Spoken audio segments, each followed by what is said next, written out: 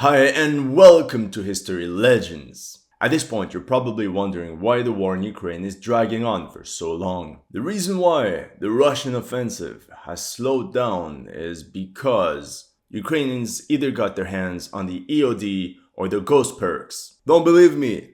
Alright, check this out. I've noticed something strange in Ukraine on Google Maps. There are trenches absolutely everywhere.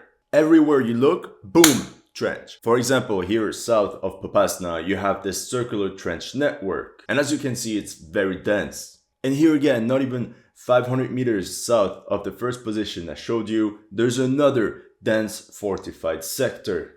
Amateurs certainly didn't build that. Now, what I found fascinating is that I've even found trench networks within cities. As you can see here, the trenches are connected with one another through the basements of all the houses. A true engineering masterpiece. And here at Zolote, you have another trench network, but what is different about this one is that you have 3 layers of trenches back to back, which is very similar to the strategy used during World War I.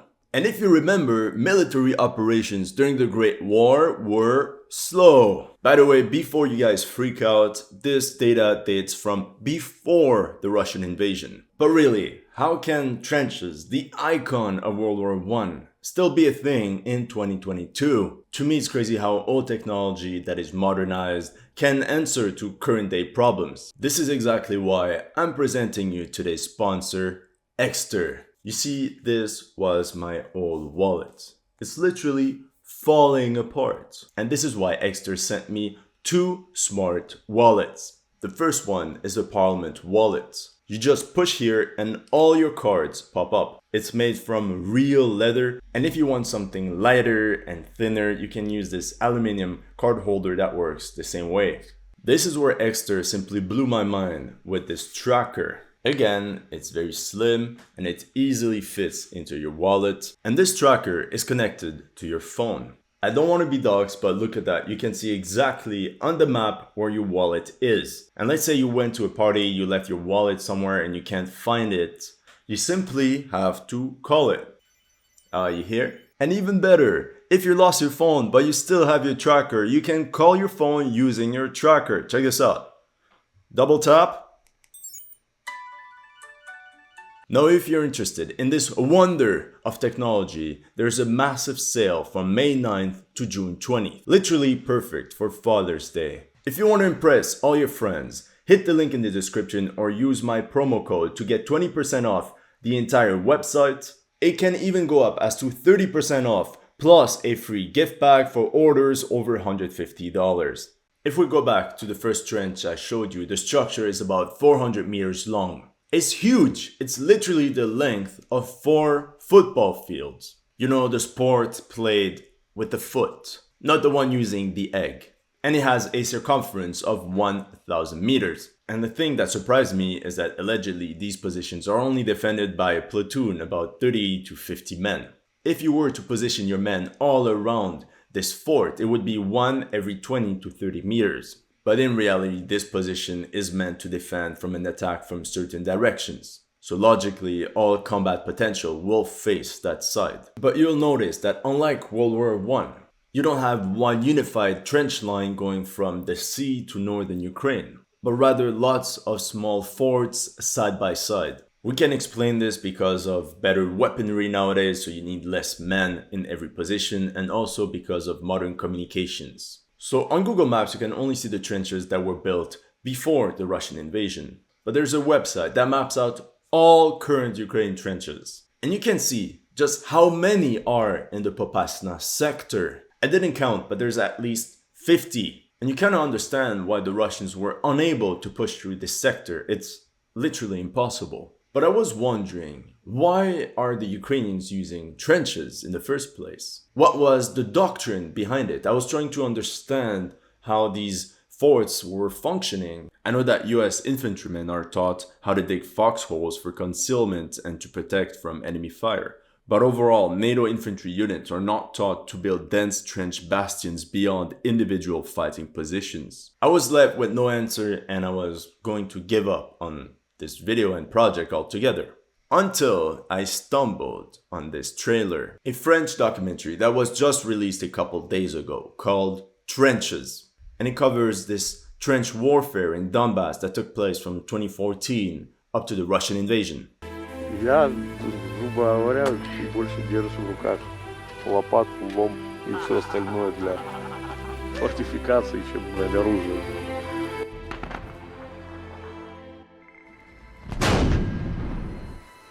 Хочешь жить, копай.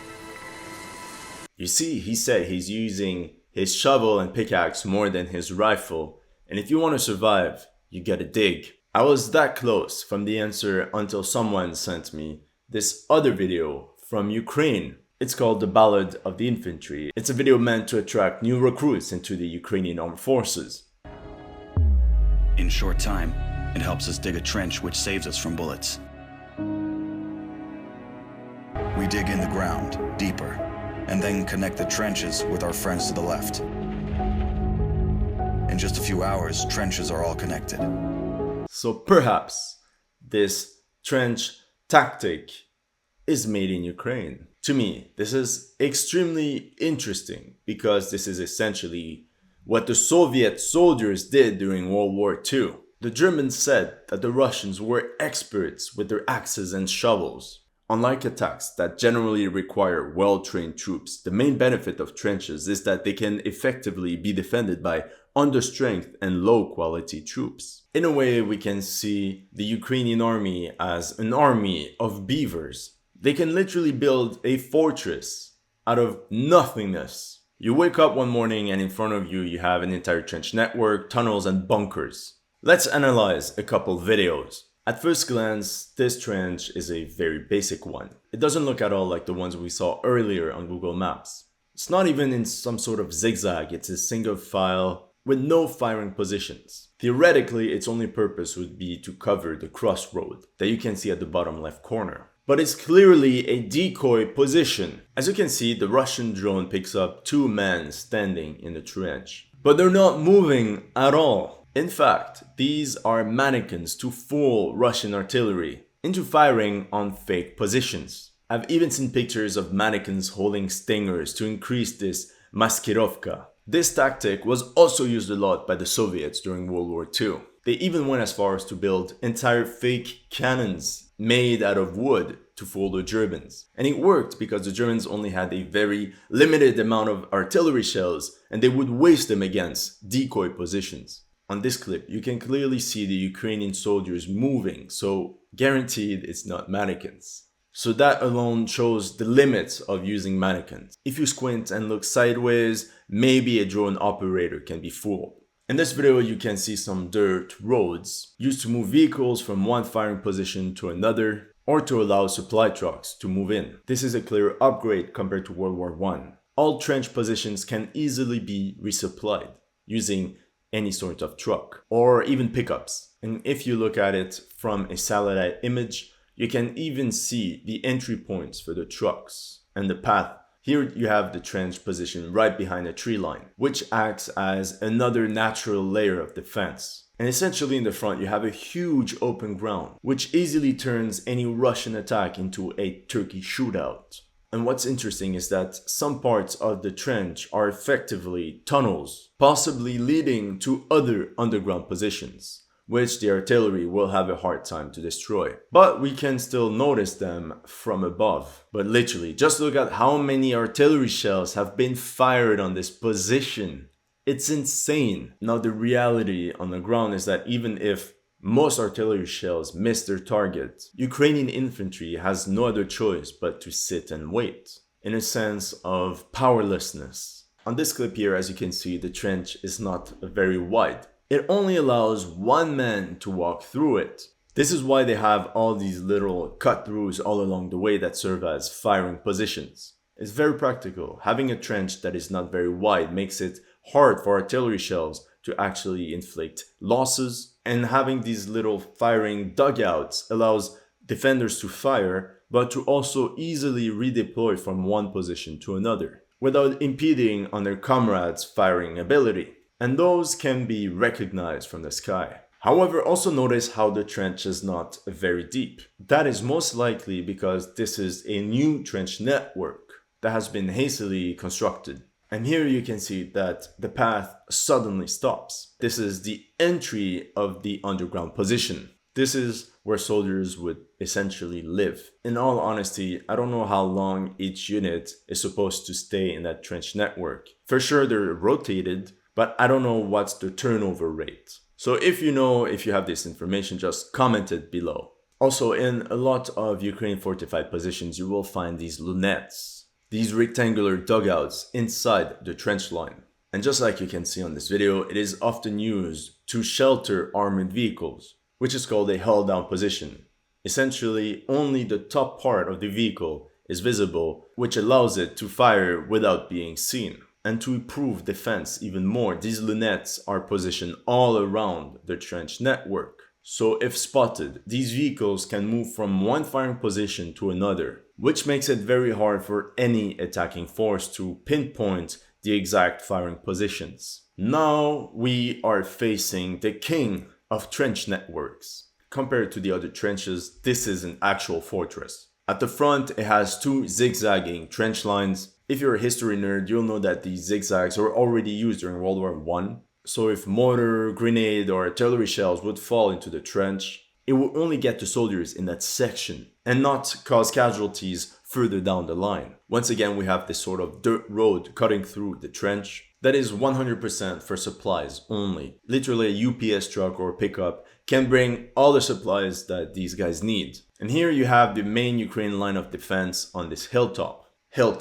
The height provides an excellent sight on the potential Russian attack, and the bigger foxholes here can act as firing positions, most likely for ATGM crews. It would be very easy to stack NLAWs in all these dugouts and have some sort of 360 defense. Then you have this communication trench. That is a trench used like a path to link up two defensive trenches. So usually you won't find some little firing dugouts along the way.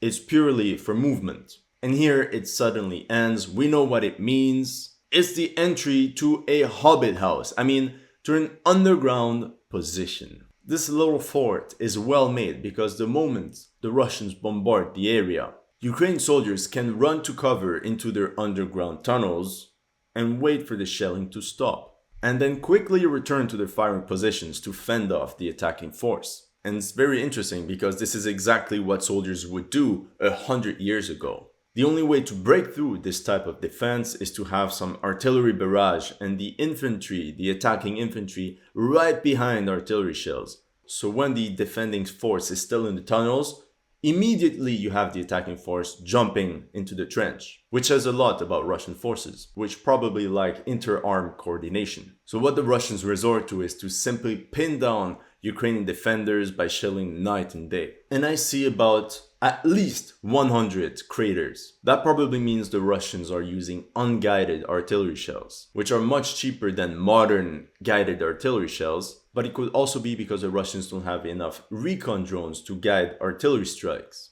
So I guess, in my opinion, most of the time they have an idea of where the trench is, but they fire at it blindly. The famous spray and pray from Afghanistan with just bigger toys. Earlier I mentioned how rectangular dugouts are for vehicles, but they can also be used as mortar pits. From above, it's quite easy to see. If you don't see any tracks leading up to this hole, you know it's a mortar pit.